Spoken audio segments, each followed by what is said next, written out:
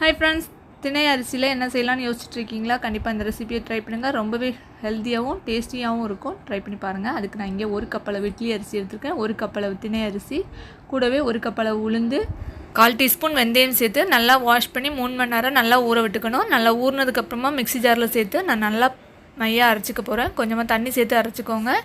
திணை அரிசியில் பார்த்திங்கன்னா ரொம்பவே சத்துக்கள் நிறைஞ்சிருக்கு. இதில் கால்சியம் சத்து, இரும்பு சத்து, ஃபைபர் கண்டென்ட் அதிகமாக இருக்கிறனால ரொம்பவே வெயிட் லாஸ் பண்ணுறதுக்கு ஹெல்ப்ஃபுல்லாக இருக்குது.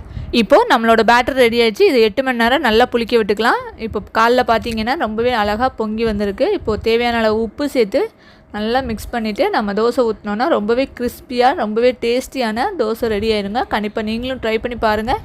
கண்டிப்பாக இந்த மாதிரி வீக்லி ஒன்ஸ் நம்ம ட்ரை பண்ணலாம். குழந்தைங்களுக்கும் சரி, வீட்டில் இருக்கிறவங்களுக்கும் சரி, ரொம்பவே ஹெல்த்தியாக இருக்கும். ட்ரை பண்ணி பாருங்கள். வீடியோ பிடிச்சிருந்தா லைக் பண்ணுங்கள், ஃப்ரெண்ட்ஸ் அண்ட் ஃபேமிலியோட ஷேர் பண்ணுங்கள். சேனலில் புதுசாக பார்க்குறீங்கன்னா சப்ஸ்கிரைப் பண்ணி சப்போர்ட் பண்ணுங்கள். தேங்க்ஸ் ஃபார் வாட்சிங்.